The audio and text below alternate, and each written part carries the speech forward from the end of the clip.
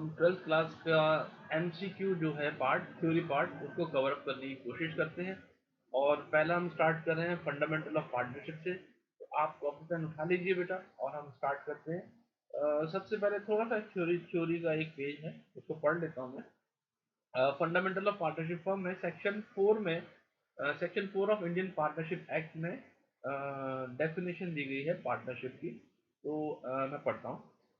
Section 4 of Indian Partnership act 1932 defines partnership as the relation between persons who have agreed to share the profit of a business carried on by all or any of them acting for all। इस छोटे से इस definition के अंदर ही बहुत सारी बातें छुपी हुई हैं दोस्त, इसलिए मैंने धीरे धीरे रिपीट करके पढ़ा है। और इसमें थोड़े से फीचर्स हैं, उसको हम देख लेते हैं। फीचर्स ऑफ पार्टनरशिप, इसमें 2 और मोर पर्सन, मिनिमम इसमें 2 होते हैं और मैक्सिमम इसमें 50 होते हैं। और ये नंबर बड़ी ताज्जुब की बात है कि वो इंडियन पार्टनरशिप एक्ट 1932 में नहीं बताया गया है, बल्कि कंपनीज एक्ट 2013 में डिफाइन किया गया है कि नंबर्स कितने होंगे। फिर इनके बीच में क्या होना चाहिए दोस्त? एग्रीमेंट होना चाहिए। एग्रीमेंट कैन बी इधर ओरल और रिटन। तो रिटन होना कंपलसरी नहीं है, लेकिन रिटन होना बेटर होता है। और फिर इनके बीच में बिजनेस होना चाहिए। यस, ये बिजनेस पर्पस के लिए पार्टनरशिप होती है। और शेयरिंग प्रॉफिट या लॉस, इनकी एक रेशो होना चाहिए। रेशो नहीं भी होती तो इक्वल होता है, राइट। और इनकी म्यूचुअल एजेंसी है। म्यूचुअल एजेंसी मतलब कि वो कोई एक पार्टनर भी दूसरे बाकी पार्टनर्स को रिप्रेजेंट कर सकता है। यस। और लाइबिलिटीज के लिए इसके लिए बोलते हैं इसमें एजेंट और ओनर का रिलेशन होता है कि एक पार्टनर एक टाइम पर वो फर्म के लिए एक तरह से एजेंट का भी काम करता है और वो ओनर भी है उसका, राइट। तो हम एमसीक्यू पार्ट पे आते हैं, जिसके लिए हम ये इस वीडियो को बना रहे हैं बेटा। तो एमसीक्यू में हम फटाफट से देखते हैं। आप कॉपी पेन उठा सकते हैं और एक एक करके ला रहे हैं हम इसको। तो select the correct alternative. Partnership is an association of dash or more person. अब इसमें ऑप्शंस हैं। Options are 2, 7, 10, 20। तो अभी अभी आपने देखा था, इसका सही जवाब है ए, 2। The relationship between persons who have agreed The relationship between persons who have agreed to share profits of a business carried on by all or any of them acting for all is known as what? अभी अभी हमने definition पढ़ी थी बेटा। The relationship between persons who have agreed to share profits of a business carried on by all or any of them acting for all is known as, options are partnership, joint venture, association of persons, body of individuals। क्या लगता है दोस्त? अभी अभी definition से देखो, एक पहले पेज को पढ़ने से कितना फायदा हुआ। और वो है, सही जवाब है ए, पार्टनरशिप। गुड। फिर है features of partnership firm. Features of partnership firm. Features of partnership firm में देखते हैं दोस्त कि कहते हैं 2 और more person carrying common business under an agreement. Okay. Profits and losses are shared in agreed ratio और as provided in the partnership act 1932। Okay. मैं इसको थोड़ा सा जूम आउट कर रहा हूँ ताकि ये थोड़ी क्लैरिटी बनी रहे, स्क्रीन पर आपको पूरा दिखाई दे। ये दिखाई दे रहा है बेटा? स्क्रीन पे दिखाई दे रहा है आपको? हाँ जी सर, दिखाई नहीं दे रहा है। अभी बेटर है, ठीक है। तो फिर से पढ़ देता हूँ। Features of partnership firm is 2 और more person carry carrying common business under an agreement. Profits and losses are shared in agreed ratio or as provided in the Partnership Act 1932। और फिर है इसका नेक्स्ट पेज पे देखते क्या बोलता है और क्या फीचर्स बोल रहा है, देखते हैं। कहता है business is carried on by all और any of them acting for all. और डी है ऑल ऑफ द अबव। तो अभी पीछे हमने जो पढ़ा था उसमें सारी बातें ही बोली गई थी, अगर आपने देखा हो तो, राइट। अभी सारी बातें ही बोली गई थी। तो मुझे तो लग रहा है कि ऑप्शन इसका डी वाला सही है। आप क्या बोलते हैं? आप क्या बोलते हैं? आपको भी डी लग रहा है? तो सही जवाब भी डी है बेटा इसका, सही जवाब। Question number 4। In case of partnership the act of any partner is binding on all partners, binding on that partner only, binding on all partners except that particular partner, none of the above. क्या बोलते हैं दोस्त, अभी अभी हमने इसको भी पढ़ा था एजेंट और ओनर वाला। तो इसका सही जवाब है ए, बाइंडिंग ऑन ऑल पार्टनर। तो आई होप आपको ये एमसीक्यू हेल्प कर रहे होंगे। अगर आपको हेल्प कर रहे हैं तो मैं आगे बनाऊंगा, और आप मुझे व्हाट्सएप करके थोड़ा सा मोटिवेट भी करना कि सर और बनाने कि नहीं बनाने। Which of the following statement is true? A minor can not be admitted as a partner. Second, minors can be admitted as a partner only into the benefit of the partnership, right? ये question paper में आ सकता है, बहुत important है। A minor can be admitted as a partner, but his rights and liabilities are same of adult partners and none of the above। क्या कहते हैं दोस्त? क्वेश्चन नंबर 5 का जो माइनर से रिलेटेड है, इसमें 4 ऑप्शन हैं, ए बी सी और डी, और इसका सही जवाब है मेरे दोस्त B. A minor can be admitted as a partner who only into the benefits of the partnership. दोस्त एमसीक्यू करने के बाद आपको एक बार फिर से फंडामेंटल ऑफ पार्टनरशिप फर्म की जो आपकी बुक में चैप्टर दिया हुआ है, तो एक बार रीड करेंगे तो और अच्छे से आपको क्लियर हो जाएगा। ठीक है जी। नेक्स्ट क्वेश्चन आपकी स्क्रीन पे है, question number 6। Ekam and Pearl are partners sharing profit and loss in the ratio 3:2. During the year, firm earned a profit of 2,40,000. Ekam share of profit will be।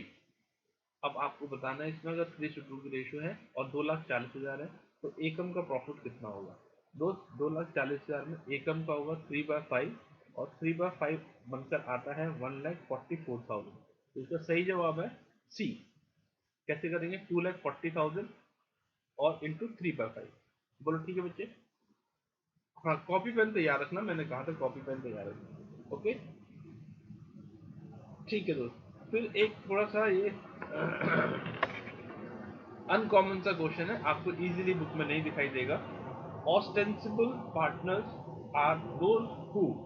Ostensible का मतलब होता है खाली नाम मात्र के लिए, ठीक है।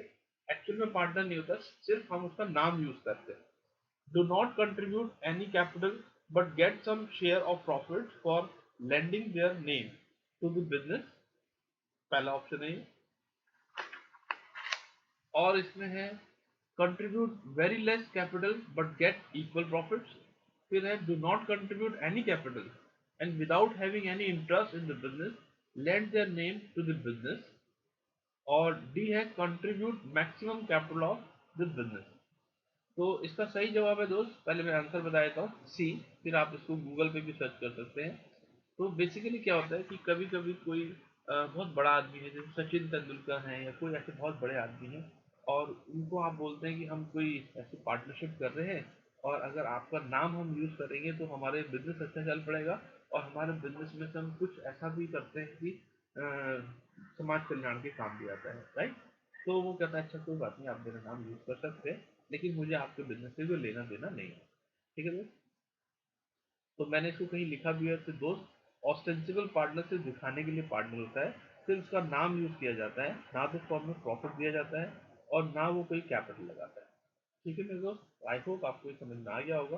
तो बड़ा अनइवन सा क्वेश्चन था, अनकॉमन था, लेकिन आपको आता है तो अब आपको बहुत खुशी होगी, अगर पेपर में आ गया तो आप संभाल लेंगे इसको, right. The relation of partner with the firm is that of an owner an agent, N owner and an agent and manager. देखो वो एक पेज कितना काम आया आपको। तो सही जवाब है इसका C, an owner and an agent. ठीक है। तो अब नाइन्थ क्वेश्चन आपकी स्क्रीन पे, in the absence of partnership deed the allowable rate of interest on partners loan account will be 6% simple interest, 6% per annum simple interest, 12% simple interest, 12% compound interest. आप जानते हैं 6% per annum होता है, लेकिन मेरी एक छोटी सी रिक्वेस्ट है कि जब भी क्वेश्चन आए तो आप ऑप्शन सारी पढ़ लिया कीजिए, क्योंकि इसमें क्या गलती होती है कि जनरली बच्चा इसको पहले पूरा पढ़े बिना ही पहले ए को टिक कर देता है, जबकि सही जवाब है इसका बी। 6% पर एनम होता है, 6% नहीं, 6% पर एनम, क्योंकि विद रिस्पेक्ट टू टाइम चलता है बेटा। ठीक है मेरे बच्चे। तो क्वेश्चन नंबर 9 के बाद आने वाला है क्वेश्चन नंबर 10 आपकी स्क्रीन पे। और क्वेश्चन नंबर 10 क्या बोलते हैं जरा देखते हैं। मुझे मालूम है ये वीडियो बिल्कुल प्रोफेशनली वैसा वाला नहीं बन रहा होगा, लेकिन फिर भी ये आपके बहुत काम का है। ठीक है। The liability of the partner in a partnership firm under Indian Partnership act 1932 is A limited, B unlimited, C no liability, D depending on the situation. तो आप क्या बोलते हैं दोस्त? आप जानते हैं पार्टनरशिप का एक ये बड़ा खतरनाक पॉइंट होता है कि उसकी लायबिलिटी अनलिमिटेड होती है। यस, तो सही जवाब है बी। फिर है विदित and Seema were partner in a firm sharing profit and loss in the ratio 3:2. Their capitals were 1,20,000 and 2,40,000 respectively. Their, they were entitled to interest on capital at the rate 10% per annum. The firm earned profit of rupees 18,000 during the year. The interest on with its capital will be. तो जिसका नाम लिया जाए उसी के बारे में बात करनी चाहिए हमारी, राइट। तो विदित पहले वाला 1,20,000 और 10% के हिसाब से इसको बोला गया है। तो क्या कहते हैं दोस्त? तो आपको लगेगा शायद सीधे 10% निकाल दूं तो ये 12,000 हो जाएगा, है ना। लेकिन आप ध्यान से देखें इस क्वेश्चन को कि 12,000 इसको देना है और 24,000 इसको देना है, राइट। तो इतना तो पैसा आपके पास है ही नहीं मेरे दोस्त, आपके पास सिर्फ 18,000 रुपये। तो ऐसे ट्रिकी क्वेश्चन अक्सर गलत हो जाते हैं और हमें लगता है हमने सही किया। ये इनएडिक्वेट प्रॉफिट वाला क्वेश्चन है जिसमें प्रॉफिट सफिशिएंट नहीं है। तो आपको उस केस में क्या करना होता है, जो इनका इंटरेस्ट आ रहा है 12,000 और 24,000 उस रेशियो में हमारे को इंटरेस्ट देना होता है। तो 12 और 24 का हो गया 1:2 यानी कि 1/3। तो 18,000 का 1/3 होता है 6,000। तो इसका सही जवाब है डी। ठीक है। और बच्चा फटाफट से इसको ए टिक करके आता है। ठीक है मेरे बच्चे, तो 11वें का सही जवाब है डी। आई होप आपको ये क्वेश्चन बहुत पसंद आया होगा और ये पेपर पॉइंट ऑफ व्यू से भी एनसीईआरटी वाले क्वेश्चंस का ये फेवरेट क्वेश्चन है। ठीक है। तो सीबीएसई में ये आ सकता है आपको। कुछ क्वेश्चंस हैं जो कि बोर्ड पैटर्न पे होते हैं, तो मैं आपको साथ साथ बताते जा रहा हूँ, राइट। फिर है A and B are partner sharing ratio 2:1। The capital balances as on 1 April 2020 were 2 lakh 1 lakh. Their deed provides, क्या डीड बोलती है, interest on capital will be allowed at the rate 10% per annum. Salary to partners rupees 24,000 12,000 per annum. ये चीजों का बड़ा ध्यान रखना बेटा कि पर मंथ हो तो मतलब अलग हो जाता है। ए withdraws rupees 2,000 per month in the beginning of every month, in the beginning of every month. B withdraws 2,000 per month at the end of every month. आप जानते हैं इसमें शॉर्टकट मेथड में जो बिगिनिंग होता है, बिगिनिंग के लिए 6.5 मंथ का इंटरेस्ट लगता है और एवरेज जो पीरियड है, और एंड के लिए कितना होता था? बिगिनिंग के लिए 6.5 था, मिड के लिए 6 था और एंड के लिए 5.5 था। तो इसका ध्यान रखना, राइट। फिर कहता है A is entitled to get 10% commission on net profit before making any appropriation. ठीक है, इसकी कमीशन के लिए बोला हुआ है। Net profit earn during the year is 1,80,000। अब इसने क्या क्या मांगा जरा देखते हैं। Interest on drawings will be charge at the rate 10% per annum. As profit share will be. तो भाई साहब इसने तो पूरा का पूरा अप्रोप्रिएशन मांग लिया आपसे एक तरह से। ठीक है। तो आपको देखो सर्दी बहुत है, लेकिन मुझे था कि मैं तबीयत जैसी मर्जी हो लेकिन आपके लिए मुझे वीडियो बनाना था, तो मैं बना रहा हूँ। बीच बीच में थोड़ी खांसी आ रही है, इसके लिए मैं सॉरी बोल देता हूँ आपको। तो आप फटाफट से कॉपी पेन उठाइए और बनाइए प्रॉफिट लॉस एप्रोप्रिएशन अकाउंट। मैं आपको बोल रहा हूँ टी शेप अकाउंट बनाइए और क्रेडिट साइड पे लिखिए प्रॉफिट 1,80,000, फटाफट लिखिए। और फिर इंटरेस्ट ऑन ड्रॉइंग ए और बी का कैलकुलेट कीजिए, शाबाश। और वो आ रहा है, ए का आ रहा है 1,300 और बी का आ रहा है 1,100। ठीक है। अमाउंट रेट आपको गिवन है 10%, बिगिनिंग के लिए 6.5/12 और एंड के लिए 5.5/12। अपने आप कीजिए, फटाफट कीजिए। और डेबिट साइड पे आ रहा है आपका इंटरेस्ट ऑन कैपिटल, ए का 20,000 और बी का 10,000। सैलरी आ रही 24,000 और 12,000 और ए का कमीशन आ रहा है 18,000 रुपये। उसने बोला कि जो ए की कमीशन है वो बिना किसी चीज को माइनस किए हुए आपको निकालना 10%। तो ये बहुत आसान हो गया आपके लिए। 1,80,000 का 10% होता है 18,000। तो अब क्रेडिट साइड पे हो गया 1,80,000 और 2,400, और डेबिट साइड पे हो गया 30,000 और 36,000 और 18,000। अब इन दोनों में से जिसका डिफरेंस देखिए, जो प्रॉफिट आ रहा है आपका, डिविजिबल प्रॉफिट बोलते हैं उसको, वो आएगा 98,400। ठीक है बेटा। इसने बोला ए का शेयर बताइए, तो ए का शेयर है 65,600, तो इसका सही जवाब है बी, 65,600।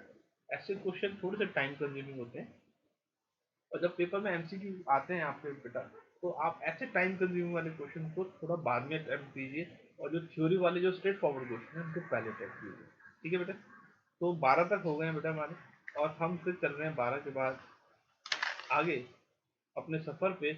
और दोस्त मैं चाहता हूँ कि नेक्स्ट वीडियो में हम 13 ऑनवर्ड चालू करें, तो ये पूरी सीक्वेंस बनी रहेगी, और कोशिश करेंगे मैक्सिमम एमसीक्यू हम आपको ऑनलाइन करा देंगे। ठीक है, देखते हैं वीडियो की क्वालिटी कैसी है। अगर आपको अच्छी लगे तो आप मुझे ज़रूर बताना, तो मैं थोड़ा मोटिवेट होऊंगा तो मैं और आपके लिए बनाऊंगा। ओके बेटा, चलो मिलते हैं बेटा।